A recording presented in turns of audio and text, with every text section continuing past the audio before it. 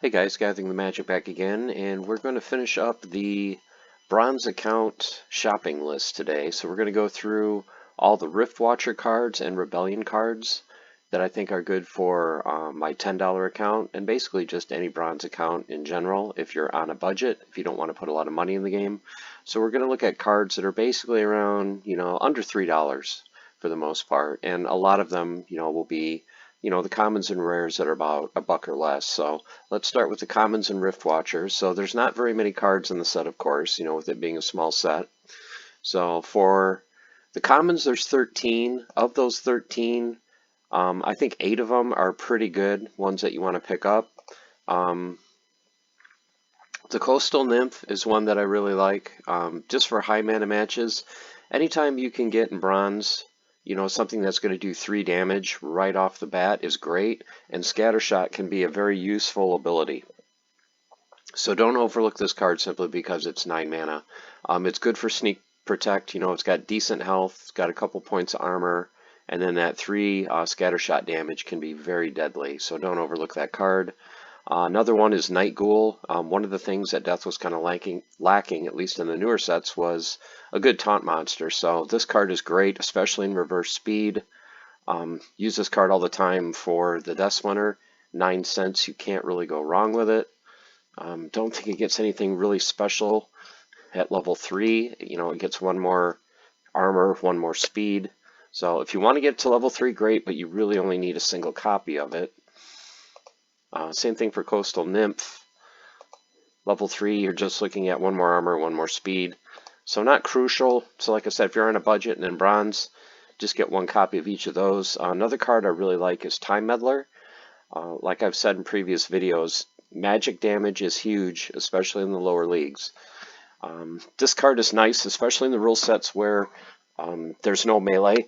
So you can throw this in the front. This is a decent tank. It's got dodge, so if someone's trying to hit it with archery, it may, miss a couple times, but the 2 magic damage really makes this card very nice, and 12 cents, can't go wrong with it. Septic Slime, I like this one for the stun.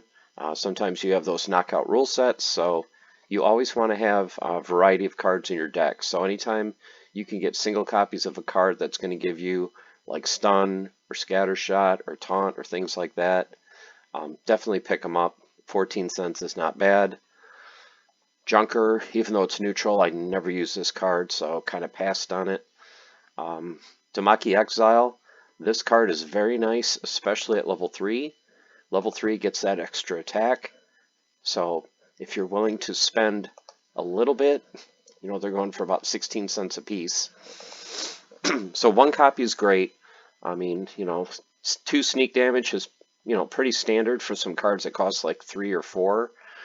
This one's a little bit more pricey, but just having that extra point of armor, better speed than most sneak cards start out at. Some of them start 2 or 3.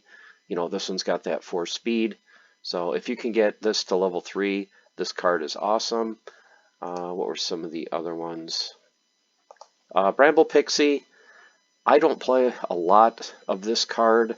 But it is nice having that reach ability with 3 melee damage. Once again, the slow speed, but reverse rule set, it could be decent. It's an okay card, not super high on my list. Whelp Herder, love this card. Dragon doesn't have a lot of like super low mana cost cards, so being able to get this card, and especially if you get it to level 3 and get that second attack, this is very nice for a bronze card. Little League, you're doing 2 melee damage, okay health, you've got that opportunity, very nice card. So definitely get Whelp Herder to level 3. And finally, the best common, that's why it's the most expensive, Ash Mirage.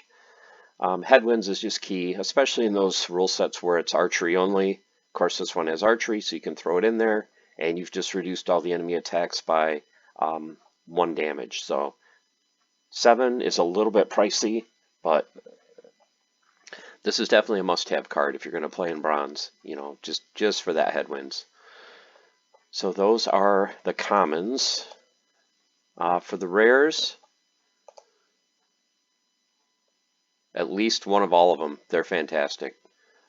Every rare on this list, I think, is a card that you should have at least one copy of, and there's not very many sets that I can say that about.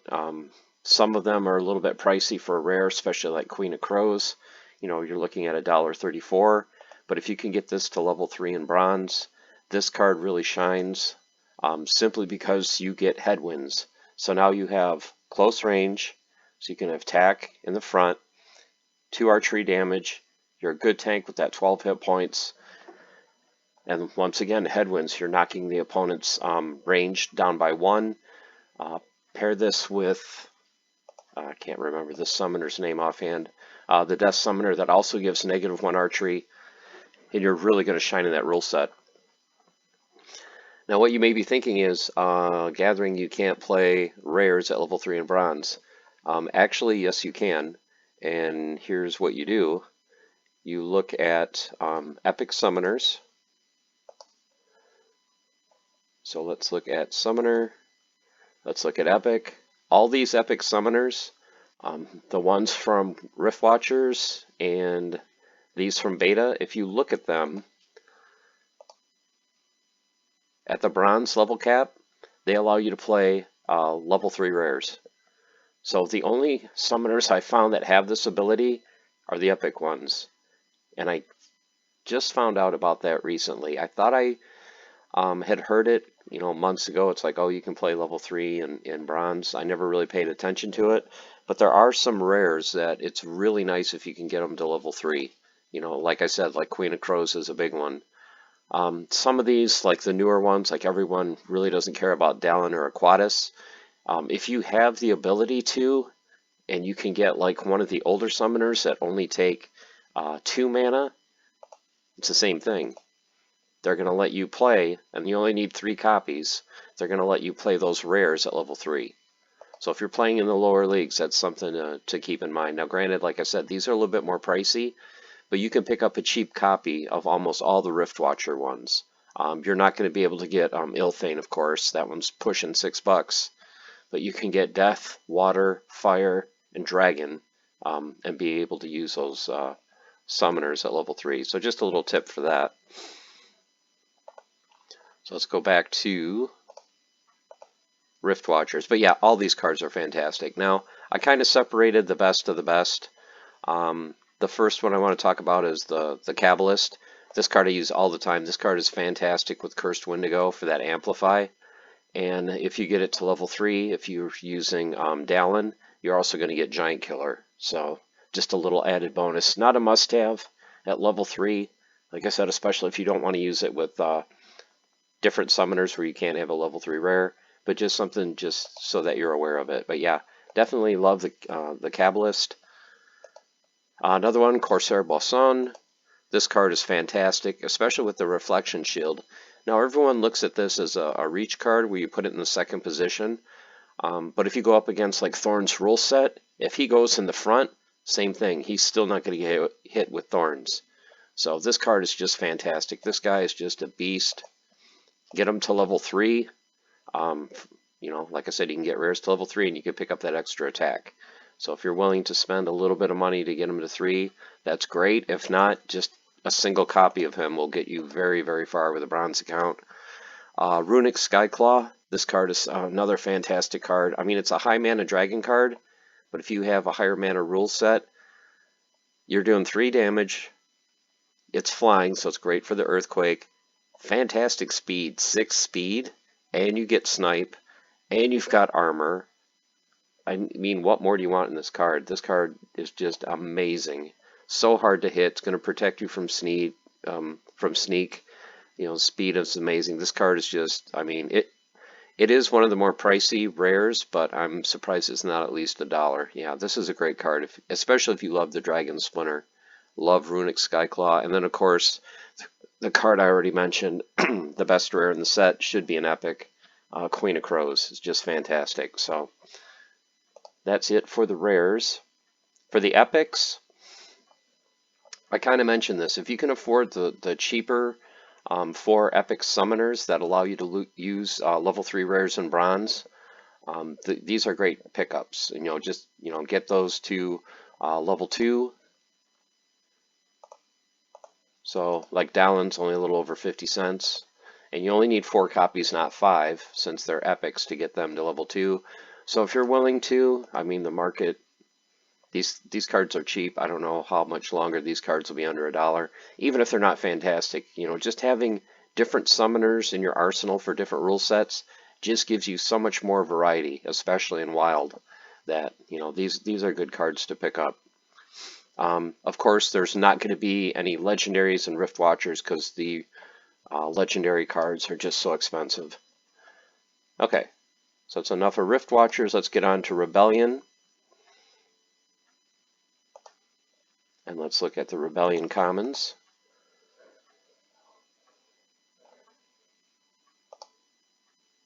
So Rebellion commons. So there's 29 commons. I haven't played a whole lot of Rebellion yet. I have a few in my main deck. I've only picked up a couple of these for my $10 account, but did a little just kind of looking over the cards and made some notes. So these are the ones that I'm looking at for the commons. Okay, Chaos Orc.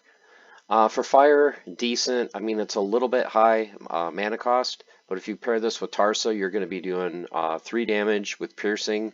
So this one's okay. I would use this in the rule sets where melee can attack from anywhere because the piercing is nice, but definitely not a must-have card. You know, once again, for 6 cents, you know, throw it in your arsenal. It's a good card to have. The more variety, the better. Endless Ape looks like it's a decent tank. Usually when I play Earth, I play Magic, so I don't play a whole lot of melee. But the Scavenge is nice. You know this thing's going to grow. It can take, you know, the 1 hit before it starts getting hit in its health. So does it get anything at the higher levels, 2 or 3? Not really. So you just need a single copy. Once again, not a great card. Okay. The Fire Mage. This card I like. Little League. So it's got that 4 mana, 1 magic damage with Scattershot. So sometimes, you know, anytime you can add magic to your arsenal, you always want to go with magic cards. And especially ones that give you Scattershot, ones that might be able to hit the back line or knock out a healer or something like that. So for fire, you know, like this card. Next card, the Seeker. This card I think I already picked up a copy of. I just thought it was great for what it is. Once again, a Little League card, you're doing 2 range damage.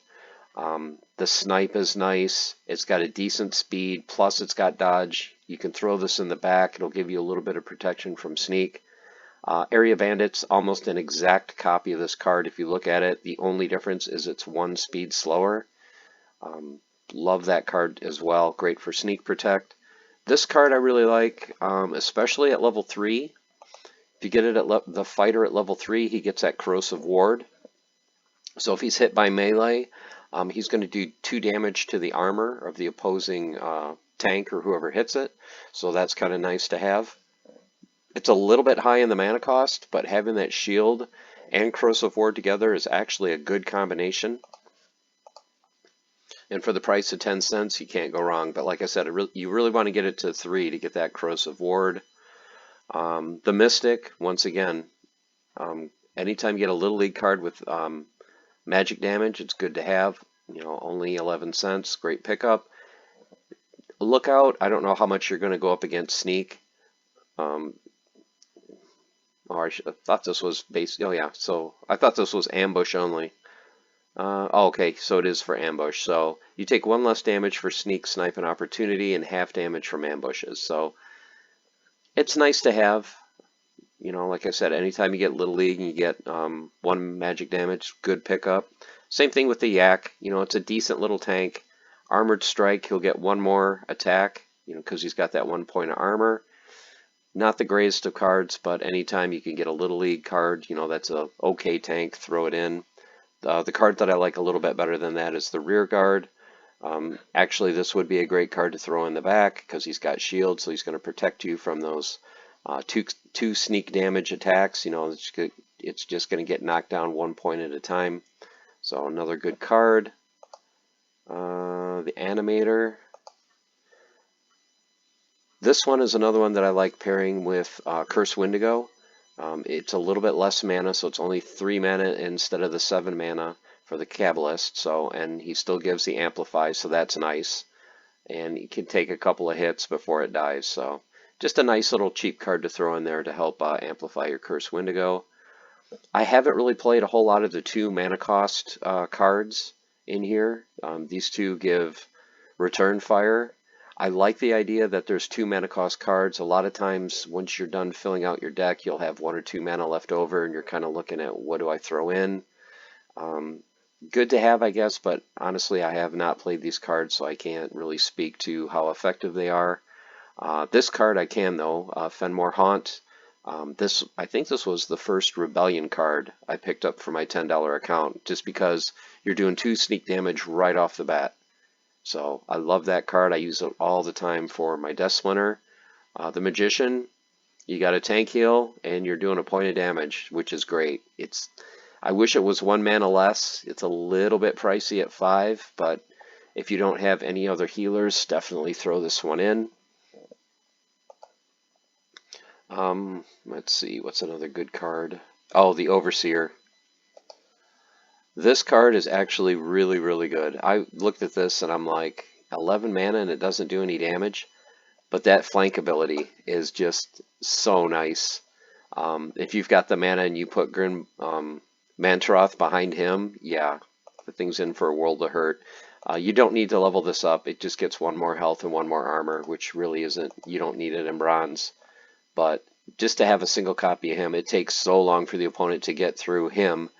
And while they're busy trying to get through him, the melee tank that you have in the second position is just wailing on your opponent's tank. So I love this card. I mean, with the 12 health, he's going to get healed for a lot. You know, if you've got armor repair behind him, this guy can be so annoying to get through. So 23 cents, it's good to pick up just a single copy of.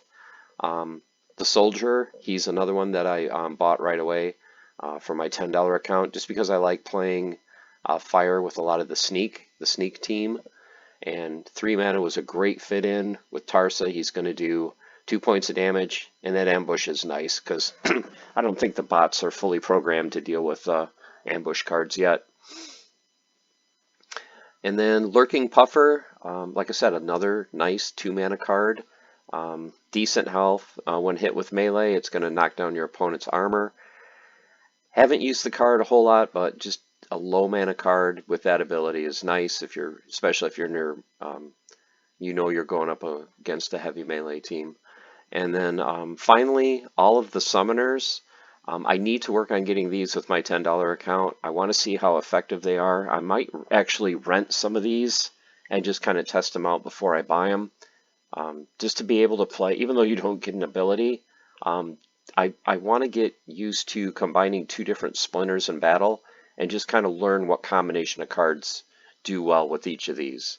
So these are basically what I call, just from Magic the Gathering, the allied summoners, since these 2 would be allied colors. So I'm thinking when they come out with the mini set, you're going to have opposite colors. Like instead of death and fire and death and water, you're going to have death and life and then death and earth, that type of thing. So I want to test these out now and see if it's worth picking up copies of them, because I'm going to need 5. Oh no, I'm going to need, is that 14? Oh, ouch. I'm going to need 14 copies of each of these to get it to max bronze. So at 40 cents a piece, yeah, it's going to take me a little while, but definitely good ones to pick up and check out. Okay, the rares had a decent number of rares on the list, and one card that kind of surprised me, because usually the cards that are kind of first on the list are usually the weakest ones. Is this card really weak? Am I missing something? Because I'm looking at it and I'm like, this card is good. You get it to level 2, which is very affordable. You've got Thorns, which instantly reminds me of Cursed Wendigo. You're doing 3 damage. You've got armor with it. Now the weakness of Cursed Wendigo, besides magic, is the fact that it doesn't start with any armor. So it just starts getting hit right away. This one's got 4 armor. If you put an armor repair behind this thing, 7 health is decent, 2 speed's okay. But I just don't understand why this is one of the cheaper commons. So I kind of highlighted this. I think this is a good card to pick up. It just reminds me so much of the Cursed Wendigo, and just maybe even a little bit better since it has that armor. Gobson Sniper.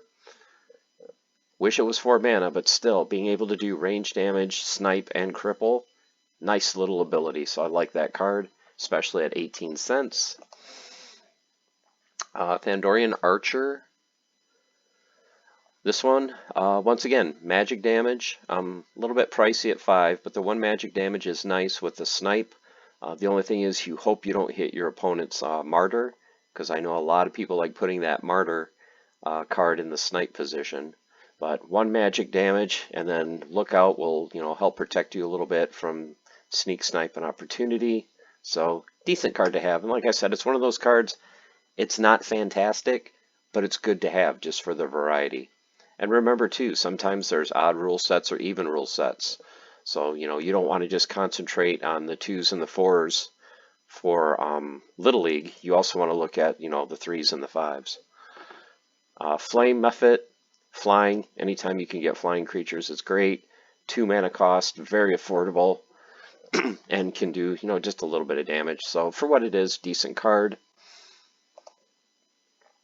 The Regulator. This one I like. Once again, I wish it was 1 mana less, but just opportunity that is going to hit. Even with the slow speed. I mean, yeah, reverse speed is nice, but, anytime you have that 2 or 1 speed, it's always like, oh, I would hate to, put this card in my lineup and it misses. Well, with this one, it's not going to miss. So, and it's got the 1 point armor to give it a little bit of survivability. So, okay card, not great, but I like that combination of opportunity with the True Strike. Pirate of 8. Was thinking about adding this card just simply for the blast. Haven't added it yet. If you guys have played this card, let me know in the comments if it's decent. I like the fact that it's 4 mana, but for what it is, I wish it was 3.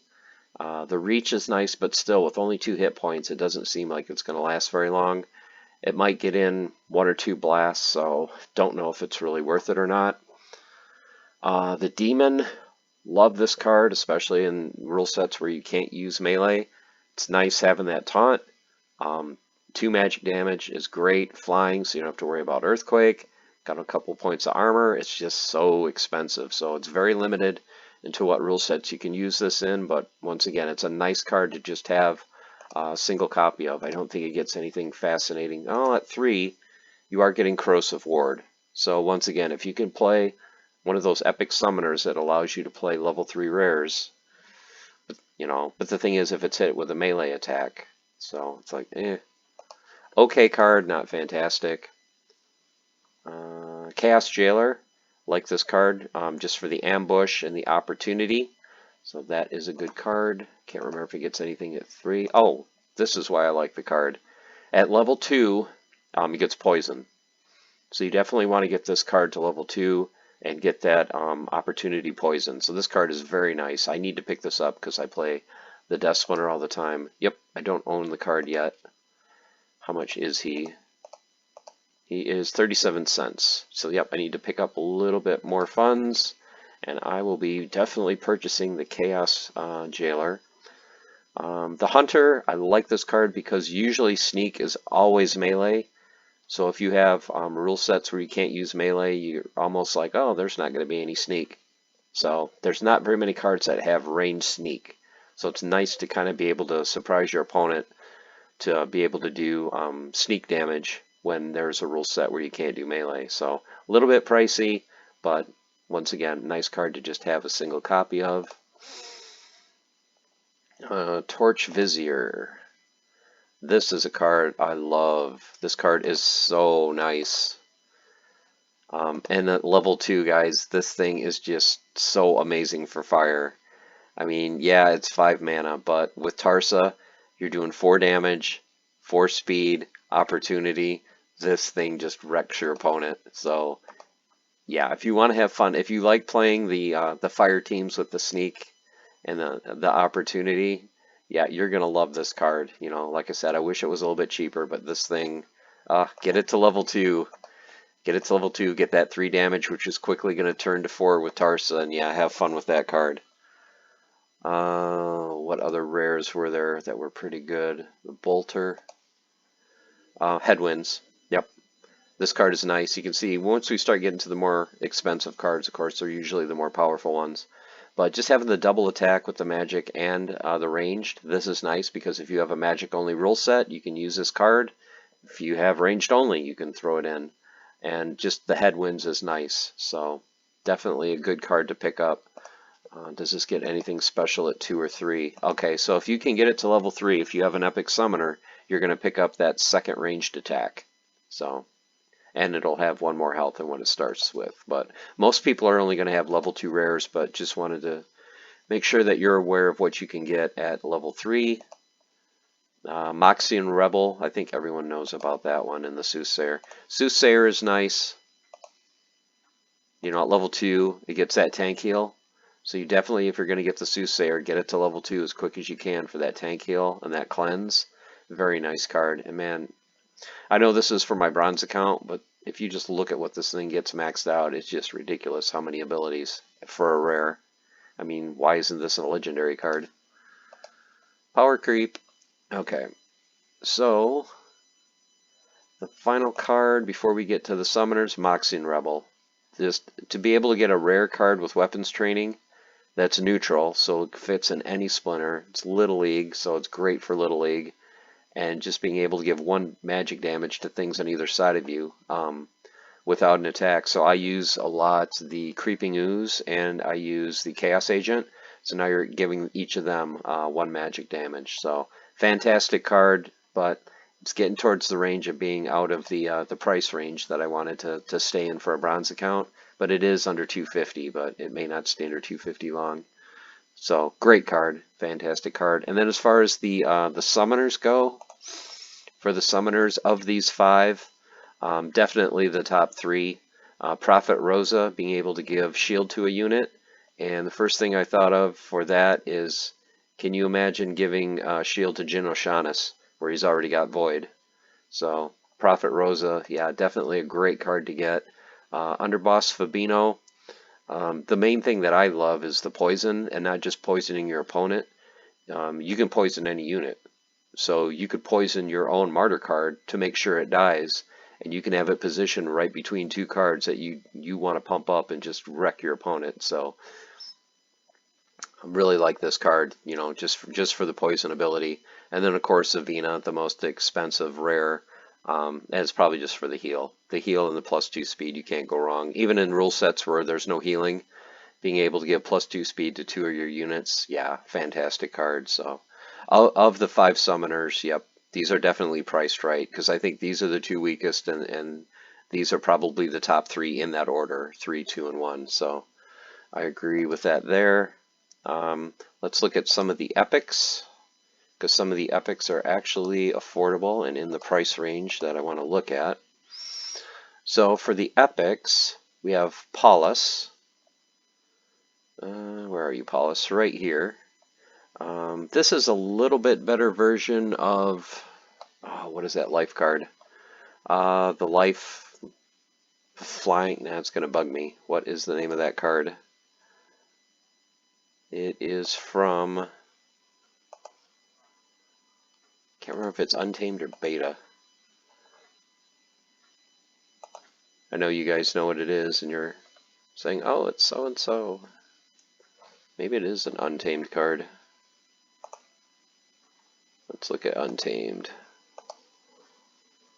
Where? The Luminous Eagle. So it's a more powerful version of Luminous Eagle.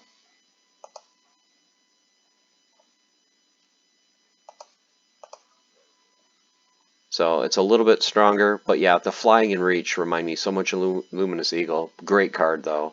You know, being able to do that 3 reach damage right off the bat is great. Don't need to level it. Of course, for bronze, you can only have what, level 2, I think, maxed for bronze. So most of these, of course, you only want, you know, a single copy. But yeah, Paulus, like that card. Harbinger of Chaos was another one. Once again, simply 3 magic damage in bronze is huge. And he has Divine Shield, so he's going to be able to take the first hit for free. So definitely a good card to pick up.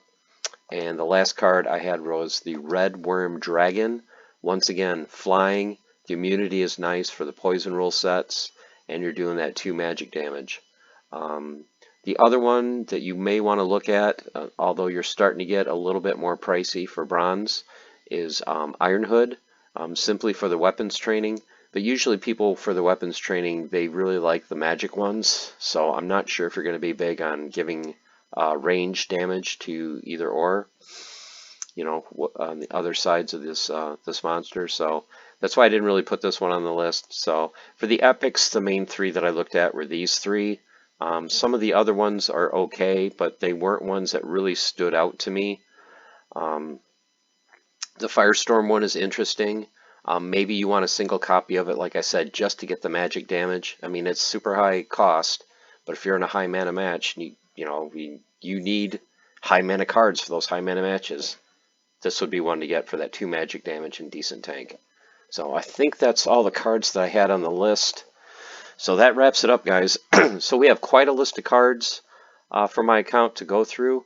I'm not going to get like all of these cards, but these are just cards that I thought were the ones to kind of to look at and key on. So going all the way back to the beginning. So we start at beta, and I'm going to start checking these off one by one. The next thing I'll probably do is I'll go through my list and kind of highlight or star the ones that I want to concentrate on first and go from there. So hope this series has helped you guys just kind of, look at all the different sets for Wild, and just realize for a lot of these you only need a single copy. You don't need to max these things out for bronze. And I tried to highlight the ones that I think you need to key on to get to level 3, either for extra attacks or extra abilities. So hope you guys enjoyed the series. That is it for me. Hope you guys are doing well, and as always, stay the course, keep on forging, have fun, and go build your bronze deck. See you soon.